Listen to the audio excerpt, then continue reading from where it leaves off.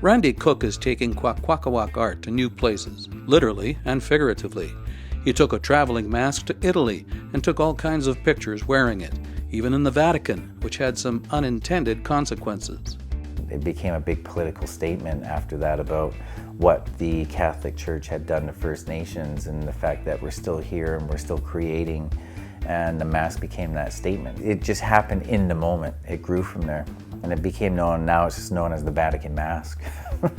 He took another mask to New York with a commercial theme. Stock market, money, business, branding, all of that. So the mask I made for that one was a Louis Vuitton mask, where I put like real gold inlay and Louis Vuitton symbols all over it. So it just kind of comes back to that whole First Nations, that we're always adapting to everything around us, right from European contact.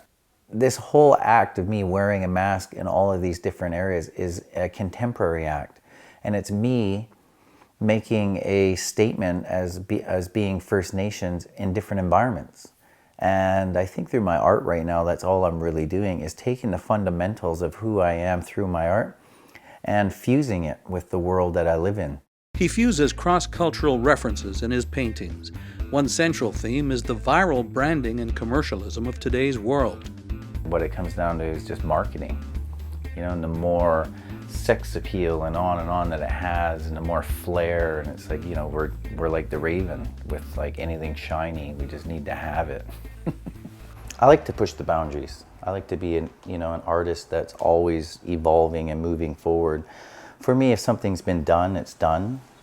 I mean, you look at the pieces in the museums that are the most amazing pieces, that it took them so much to get to that point.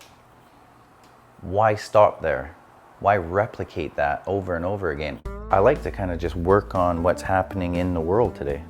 And I mean, with my influences, traveling to Europe today and seeing all these figurative pieces, and I want to push myself to interact with contemporary artists. I don't think there should be a barrier between Northwest Coast artists and the artists of the world. So this is just a piece that reflects on that for me. I like to keep an open mind, and like I say, I consider myself an artist first. This figurative piece, with its contemporary look, brings home a very contemporary issue facing BC's First Nations today. Well, this piece is pretty much like a mock-up for the next project that I'm embarking on. I'm doing 2 big sculptures for the Murdered and Missing Indigenous Women project. They're going to be 10 to 15 feet each. So I wanted to do a life size right now. It's kind of like, it's like a maquette almost. So starting here, wearing like a chief's headdress, holding a rattle to sing a sacred chant, and then behind her she'll be holding a feather.